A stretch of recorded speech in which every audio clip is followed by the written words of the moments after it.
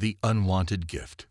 Grand Admiral Xorlax of the Galactic Coalition stood on the observation deck of his flagship, mandibles twitching with barely disguised disdain. Before him, projected on the vast holographic display, was the formal petition from Earth requesting membership in the interstellar alliance that had governed known space for over 8 millennia. They achieved FTL travel barely 40 years ago, he chittered to his second-in-command. By Coalition standards, they're infants playing with technology they barely understand.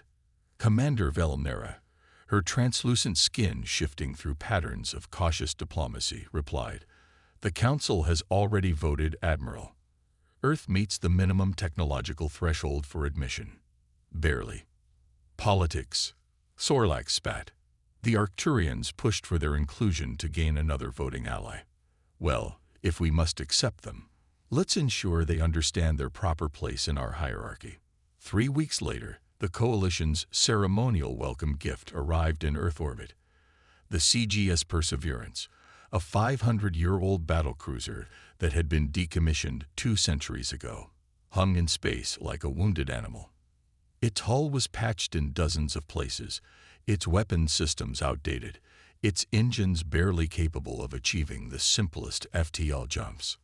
Admiral Maya Okafor of the United Earth Defense Force maintained perfect composure as Ambassador Velnera presented the ship with flowery words about partnership and goodwill.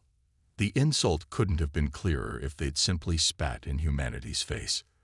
"The Perseverance has a distinguished history," Velnera said, her skin patterns betraying her amusement. "It served in 3 major conflicts and was once the pride of our fleet." 5 centuries ago, thought Okafor.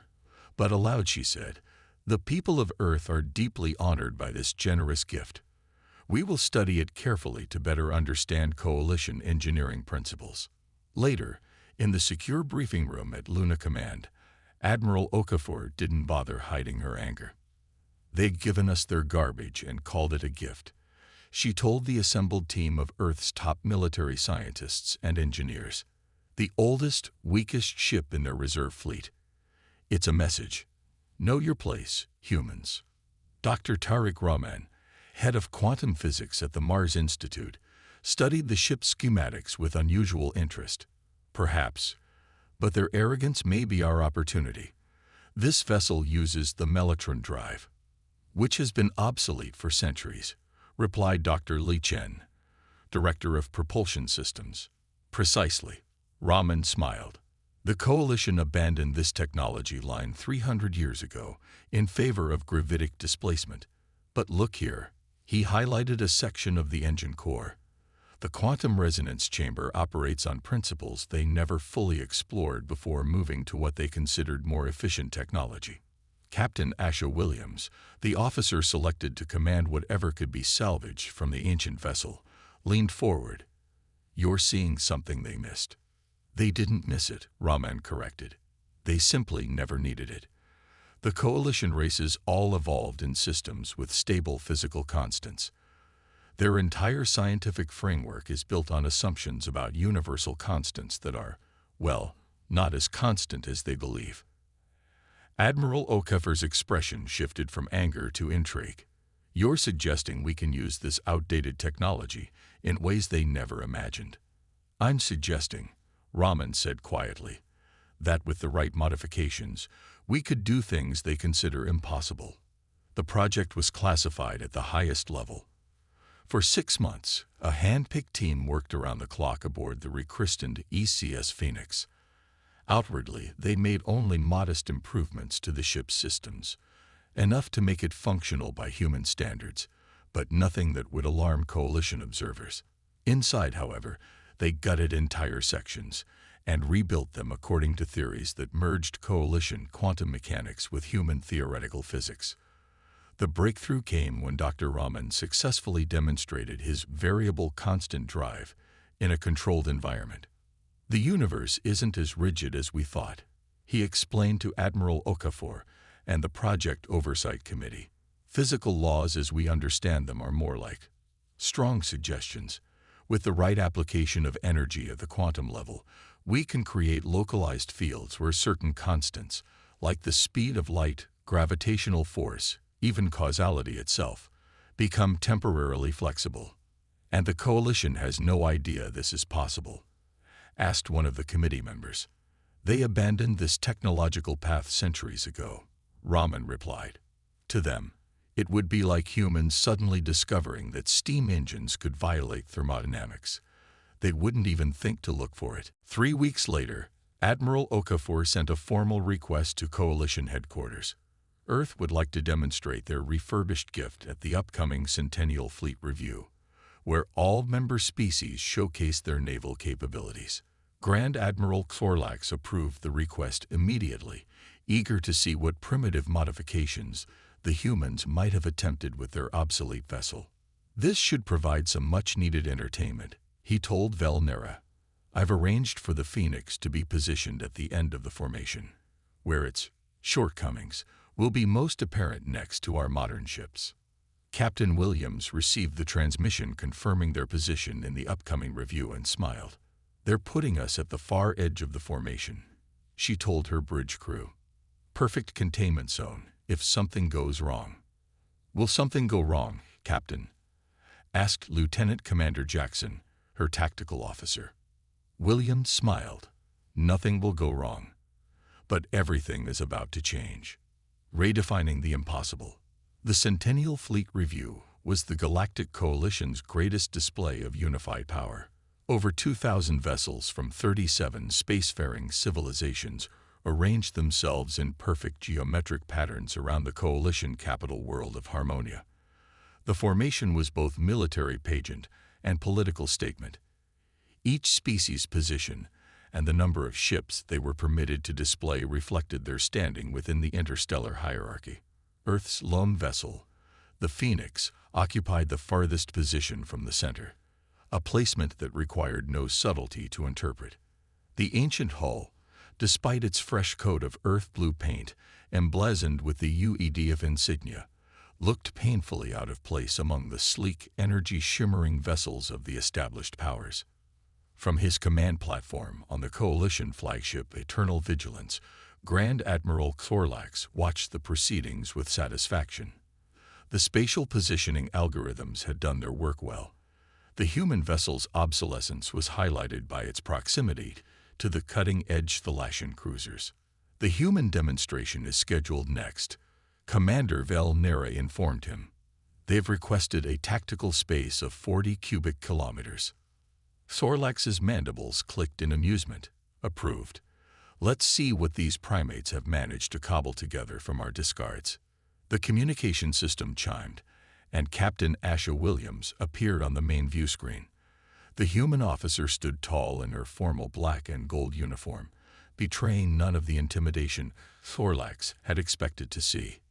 Grand Admiral, she said with perfect composure, Earth thanks you for this opportunity to demonstrate our appreciation for the Coalition's generous gift. With your permission, we'll begin our demonstration. Proceed, Captain. Xorlax replied magnanimously. The Coalition observes with interest. Williams nodded to someone off-screen, then returned her gaze to the camera. What you are about to witness may seem unusual. I assure you, it is perfectly safe. Before Xorlax could respond, alerts blared across his command deck. Sir, called his sensor officer, the human vessel. It's gone. Impossible. Xorlax snapped. Check for sensor malfunctions. All systems operational, replied the officer.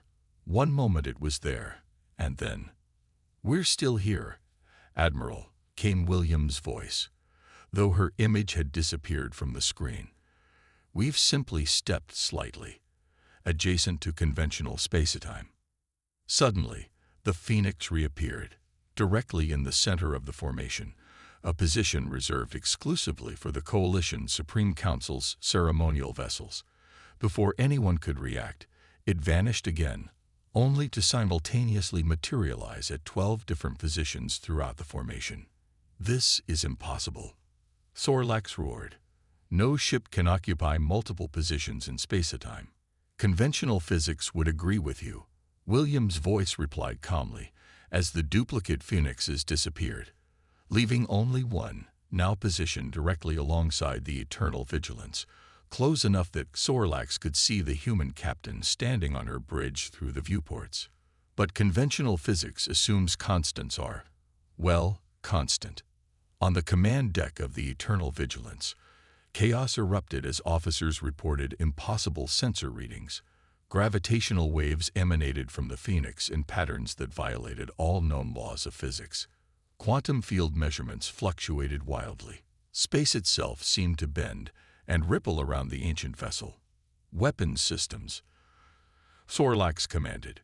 Target thee. That would be unwise, Admiral, interrupted a new voice. On the view screen appeared Admiral Maya Okafor. The Phoenix is currently generating what we call a reality distortion field. Within this field, we can selectively modify certain universal constants. Currently, we've adjusted the probability constant governing successful weapons discharge to approximately 0.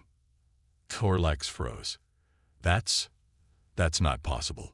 And yet, Okafor replied with a slight smile. Here we are. The vessel you so generously provided contained technological principles your people abandoned centuries ago. Principles that, when combined with certain unique aspects of human theoretical physics, allowed us to develop capabilities your scientists deemed impossible. The Phoenix disappeared again, reappearing instantly back at its designated position at the edge of the formation. Normal sensor readings resumed, showing a standard, somewhat outdated vessel with seemingly conventional systems. What you've just witnessed is merely a demonstration, Okafor continued. The Phoenix can temporarily modify localized spacetime in ways that render conventional warfare obsolete. It can phase through solid matter, redirect energy weaponry with absolute precision, and calculate quantum probability states to ensure mission success. Silence fell across the command deck. Sorlax slowly sank back into his chair, his exoskeleton clicking softly as the implications became clear. The humans hadn't just refurbished an obsolete vessel. They'd used it to develop technology centuries beyond anything the Coalition possessed. Why show us this? He finally asked. You could have developed this technology in secret, built a fleet of these vessels before revealing your advantage. Admiral Okafor's expression remained neutral. Because Earth does not seek advantage, Admiral. We seek partnership. True partnership, not the token inclusion you've grudgingly offered. The Phoenix is not a weapon. It's a proof of concept.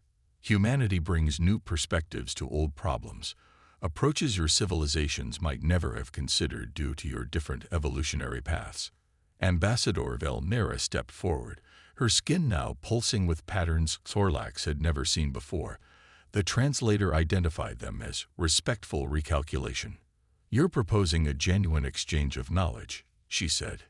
Exactly, Okafor nodded. We've prepared detailed technical briefings on the principles behind reality distortion field technology. In exchange, we ask for full and equal membership in the Coalition, not as junior partners to be tolerated, but as contributors with unique value to offer.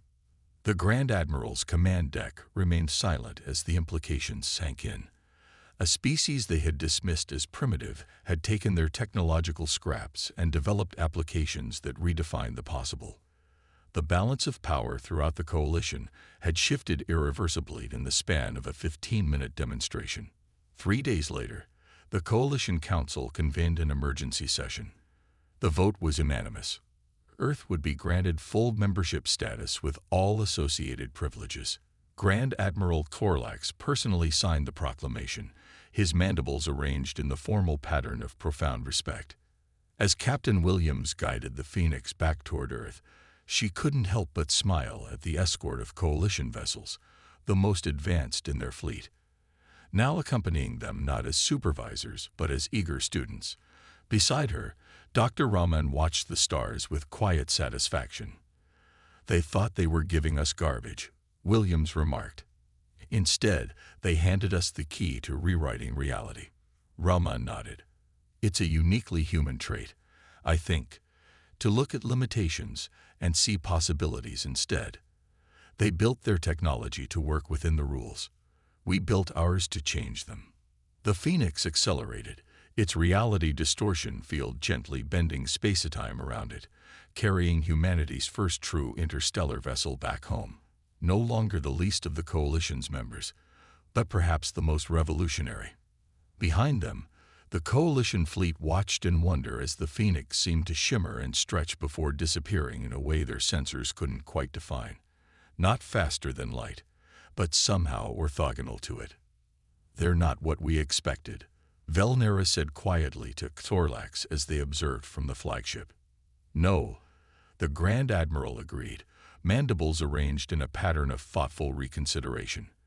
"There's something else entirely. Perhaps that's exactly what the Coalition has needed all along."